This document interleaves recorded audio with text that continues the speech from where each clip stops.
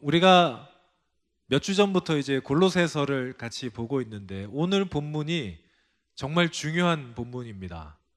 골로새서에 어떻게 보면은 핵심적인 내용이라고 이야기할 수 있는데 본문을 통해서 하나님의 말씀을 듣고 저와 여러분이 변화되는 시간이 되기를 바랍니다.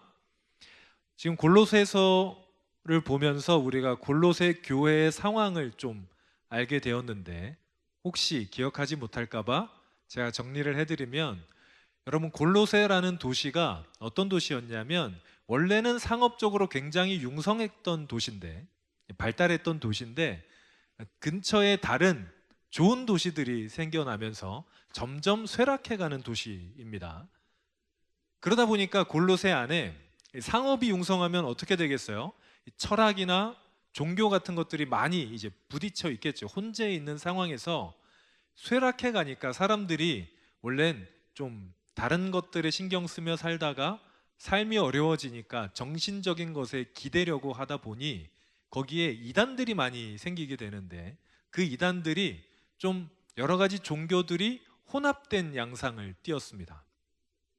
특별히 교회 안에서 이단이 생기는데, 교회 안에 어떤 이단이 생기냐면 교회의 원래 가르침과 또 유대교의 가르침과 또 헬라인들, 그러니까 그리스 사람들의 철학이 섞여서 굉장히 좀 독특한 가르침들이 생겼습니다. 이게 이단이었는데 골로새 교회 이단들에 의해서 이 골로새 교회 사람들이 좀 속임을 당하고 유혹을 당하고 넘어가는 상황이 되었어요.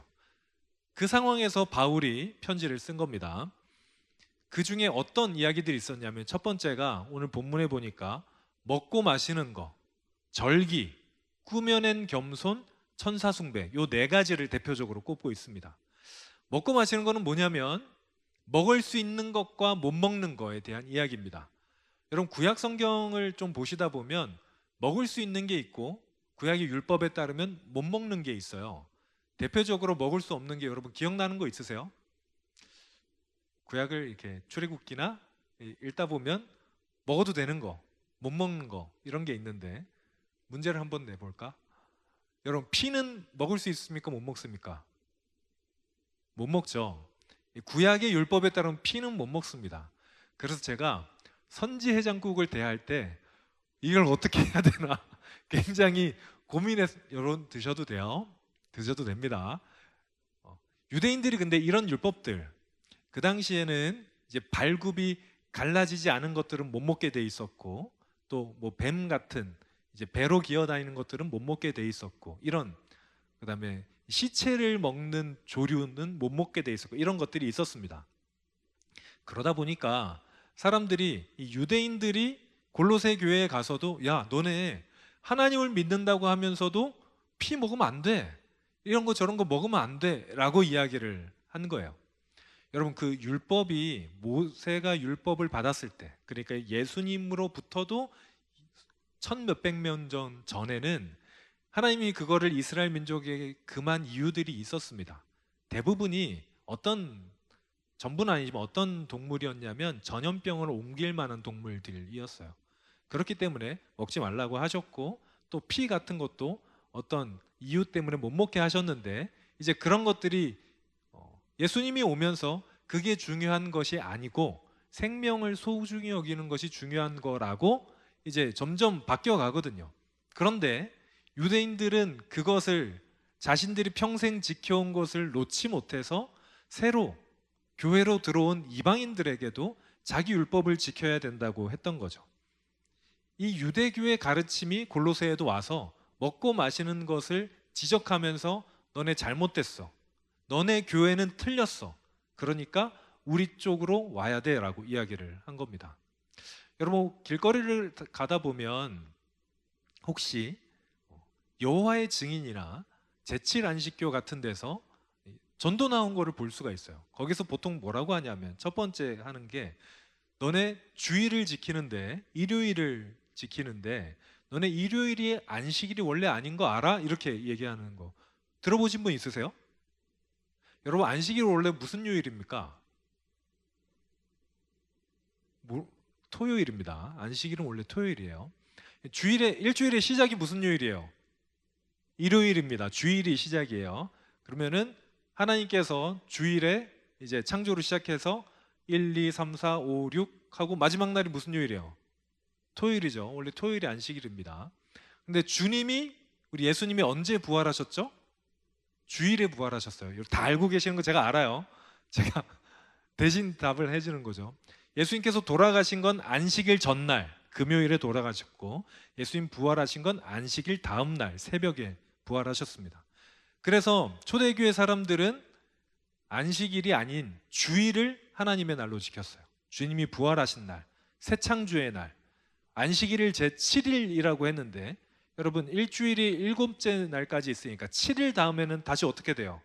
원래 첫째 날 1일로 가야 되는데 초대교회 사람들은 주일을 제8일이라고 했어요. 새 창조가 일어난 날 제8일. 그래서 주일을 지키기 시작했습니다. 이유가 있죠. 작은 부활절이었어요. 그런데 여호와의 증인이나 이런 사람들이, 아니야, 그거 구약에는 안식일 지키라고 했는데 왜 너네는 안식일을 안 지키고 일요일에 모이니? 안식일을 지켜야지 하면서 유혹하는 거죠.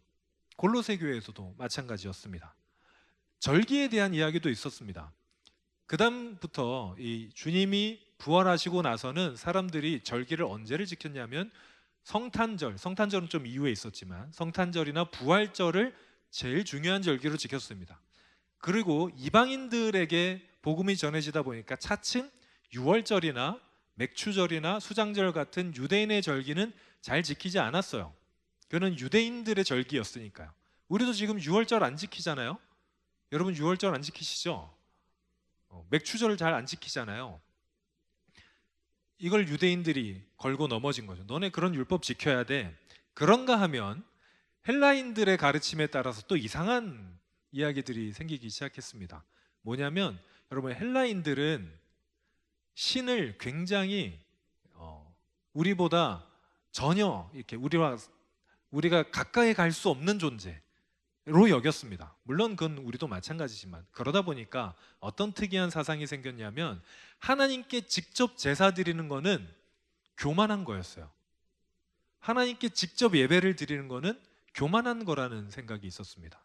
그러면 누구한테 예배를 드려야 되냐면 천사한테 예배를 드려야 된다고 생각했어요. 그게 겸손한 거라고 생각을 했었습니다. 하나님께 직접 나가는 거는, 너네가 뭔데 하나님께 직접 나가냐? 인간은 부족하기 때문에 하나님께 직접 못하고 하나님과 같이 있는 천사에게 예배하면 천사가 하나님께 그 예배를 전달해 준다고 생각을 했었습니다. 그게 오늘 본문에 나와 있는 꾸며낸 겸손이고 천사 숭배 사상의 시작이었습니다. 이런 생각들이 골로새 교회 안에 있었어요.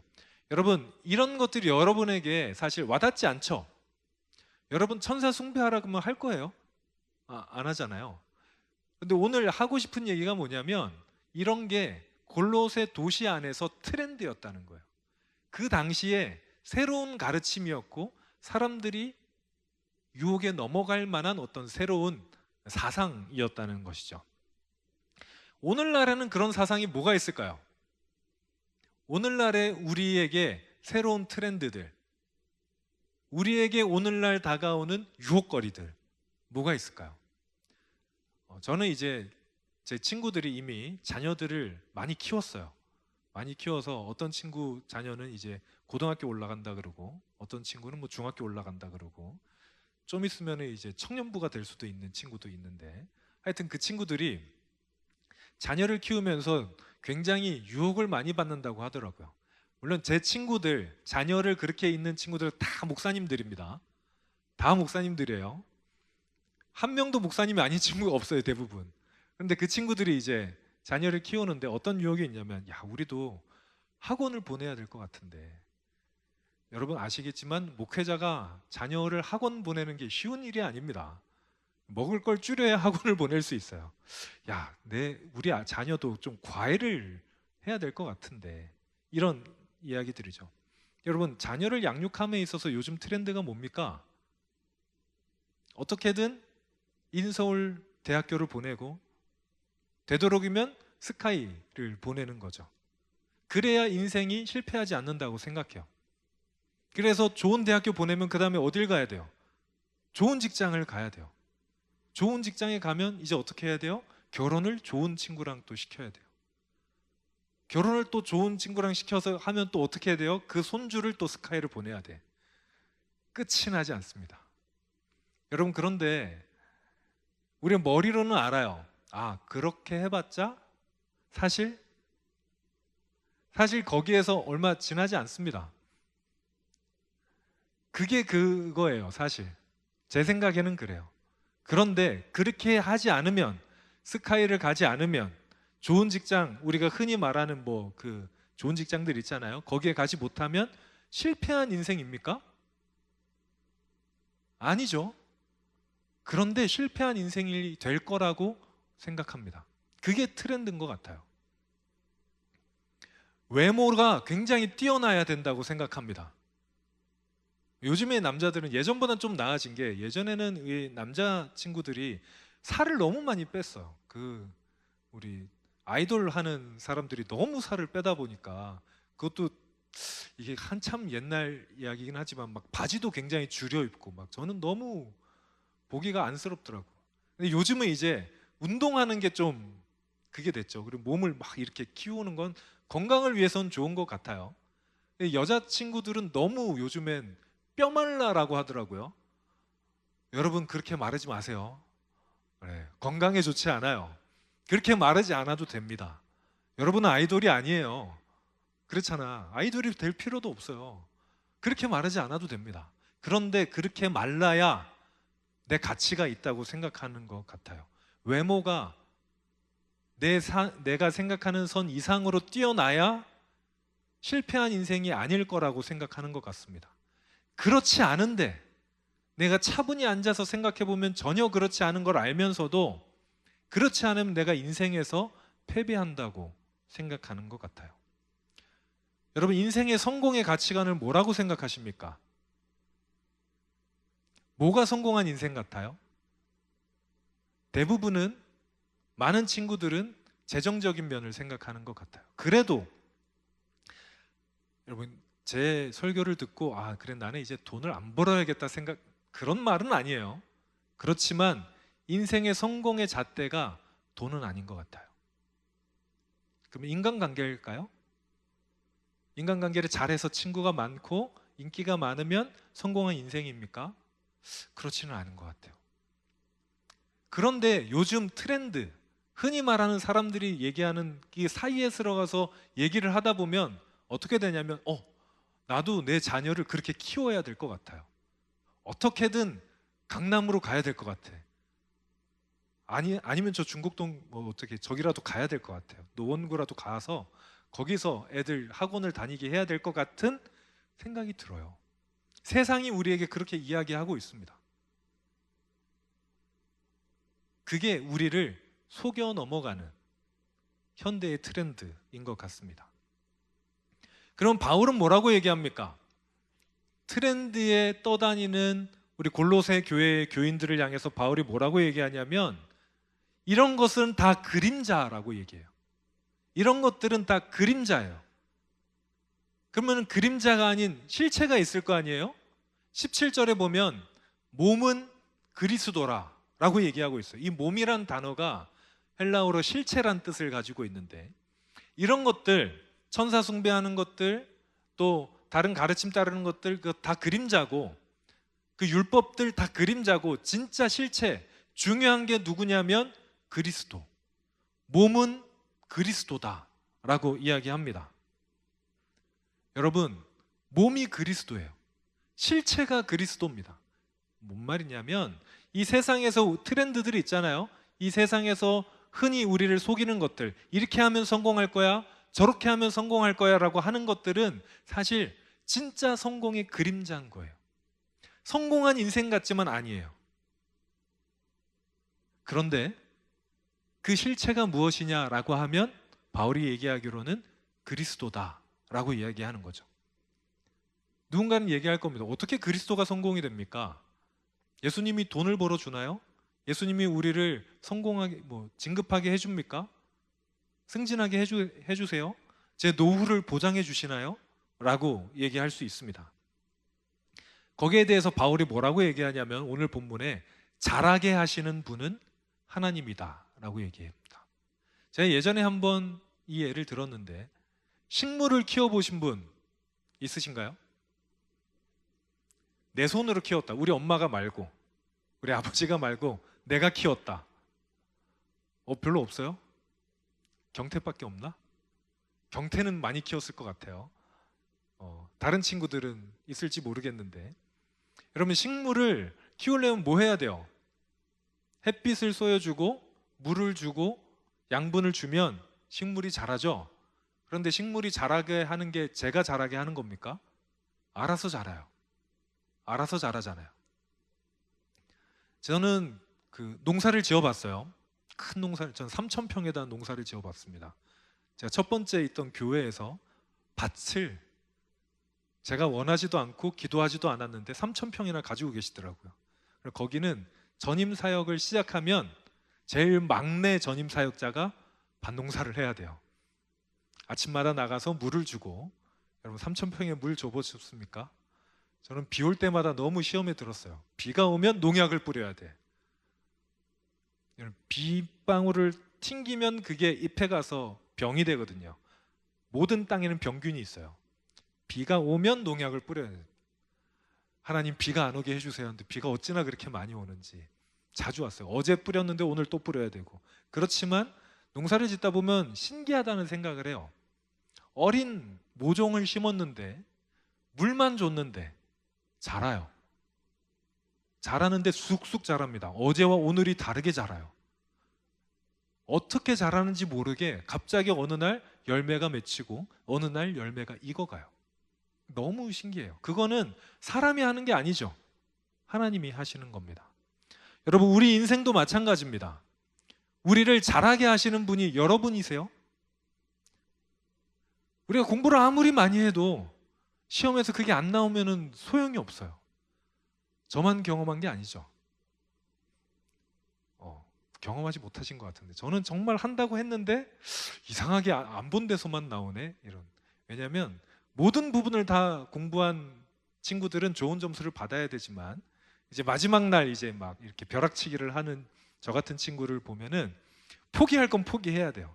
저번 시험에 나온 건 포기하고 저저번 시험에 나온 것까지 포기하고 하다 보면 될 것 같은데 안 되죠. 우리가 통제할 수 없는 삶의 영역들이 있습니다. 우리가 제한할 수 없는, 우리가 할 수 없는 그 영역들은 하나님이 하시죠. 이 세상의 트렌드를 따르지 말자는 이유는요, 이 세상의 트렌드가 우리의 삶을 보장해 주지 않습니다. 이 세상의 어떤 것들이 우리를 보장해 주지 않아요. 사랑하는 여러분, 오늘과 다음 주가 사실 설교가 연결이 되는데 다음 주에는 우리가 무엇을 따라야 되는지에 대해서 좀 이야기를 할 거예요. 그런데 오늘은 우리가 어디에서 얽매이지 않아야 되는지에 대해서 좀 이야기를 합니다. 여러분, 주님을 따라가려면 두 단계가 있어요. 첫 번째는 주님의 뜻이 아닌 것을 버리는 것. 두 번째는 그것을 버리고 주님의 뜻을 따라가는 거예요. 주님의 뜻이 아닌 걸 버려야 되는데, 여러분 무엇이 아닙니까? 주님의 뜻이 뭐가 아니에요? 알잖아요. 저만 압니까? 여러분도 알아요. 무엇이 주님의 뜻이 아닌지는 사실 알고 있습니다. 그런데 그렇게 하기가 쉽지 않죠. 이 인생의 목표가 무엇이 돼야 되는지 우리는 알고 있어요. 교회를 좀 다니신 분들은 알고 있습니다. 인생의 목표는 하나님이 되어야 됩니다. 하나님의 뜻이 돼야 돼요. 돈을 목표로 했을 때 인생이 망가지는 걸 우리는 너무 많이 봐요. 저는 정말 많이 봅니다. 돈만 벌면 다 될 줄 알았는데 돈 벌고 나서 인생이 망가지는 경우를 수도 없이 바라보게 됩니다. 어떤 청년은, 제 예전에 교회에 있었던 청년은, 목사님, 저는 돈 벌고 인생이 망가지더라도 좀 벌어보고 싶어요 라고 얘기하는 친구가 있었습니다. 제가 볼 때는 표정을 보니까 다 비슷해. 그래도 한번 벌어보고 싶어요. 하나님이 여러분에게 돈을 안 주는 이유가 그거예요. 망가질까 봐. 저는 이렇게 얘기하는 건 아닙니다. 아무것도 하지 않고 기도만 하면 만사형통이 되나요? 그렇지 않습니다. 여러분이 여러분의 자리에서 최선을 다해서 노력하는 걸 하나님도 원하세요. 여러분이 하고 싶은 걸, 여러분이 원하는 걸 최선을 다해서 이루어내는 거 하나님 기뻐하십니다. 그걸 하지 말라는 게 아니에요. 그런데 거기에 목표를 두지 말라는 겁니다. 왜냐하면 그건 하나님께서 궁극적으로 원하는 게 아니기 때문입니다. 그래서 그걸 위해서 우리가 첫 번째 해야 되는 게 무엇이냐면 버리는 거예요. 여러분, 버려야 얻을 수 있습니다. 저희 집이 적당한 그 교회 사택에서 저희 가족은 2명뿐이기 때문에 저와 저희 아내, 사모님 2명뿐이기 때문에 집이 꽤 넓어요. 저희 둘이 살기에는 넓은데 꽉 찼어요. 옷이 많더라고. 근데 저희 아내는 이제 그럼에도 맨날 입을 게 없어. 너무 신기해요. 제가 봐도 입을 게 없어요.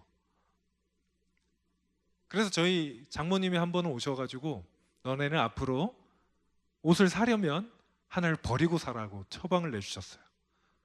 이제 옷을 사려면 우리는 하나를 버려야 살 수 있습니다. 버리질 못하겠어. 저는 아직도 제가 결혼할 때 입었던 양복을 가지고 있습니다. 절대 입을 수 없어요. 지금부터 20kg를 빼지 않는 이상 그것은 몸에 들어가지 않습니다. 입고 하면 바로 찢어질 것 같아요. 그런데 버리기가 너무 아깝더라고. 여러분, 그런데 우리 확실한 게 있잖아요. 버리지 않으면 가질 수 없어요. 우리 인생의 잘못된 가치관을 버리지 않으면 올바른 하나님의 가치관을 가질 수 없습니다. 그 가치관을 버리는 게 너무 어려워요. 아까도 그랬잖아요. 목사님, 그래도 제가 한번 벌어보고 판단할게요. 우선순위가 그래도 내가 성공해보고, 그래도 내가 올라가보고, 내 인생의 목표가 그건데 그걸 이루어보고 그 다음에 버릴게요. 못 버립니다. 여러분, 돈을 얼마나 벌면 돈에 대한 욕심이 사라질까요? 안 사라져요. 얼마나 내가 성공하면, 얼마나 유명해지면 그에 대한 목표가 이루어질까요? 끝이 없습니다. 우리를 속이는 이 세상은 조금만 더, 그걸로 우리 죽을 때까지 유혹할 거예요. 여러분의 삶에서 놓아야 될 것이 있다면 이 세상에서 말하는 어떤 그런 목표들, 여러분, 우리의 목표는 과정을 목표로 해서는 안 됩니다. 여러분, 돈을 버셔야 돼요. 근데 돈을 벌고 나서 그걸 뭐 할 겁니까? 여러분, 여러분의 인생 가운데 여러분이 목표로 하는 그 진로로 성공하셔도 성공해야죠. 해서 뭐 하실 거예요? 그게 없는 한 과정이 목표가 되면 우리의 삶이 망가지기 시작합니다. 특별히 하나님의 관계 안에서 망가지기 시작해요.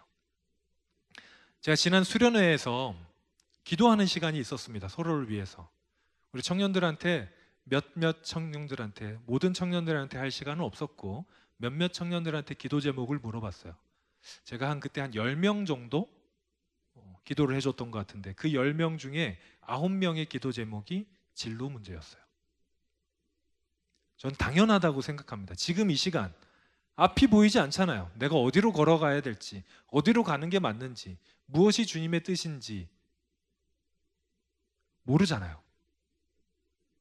당연히 우리의 기도 제목이 그것입니다.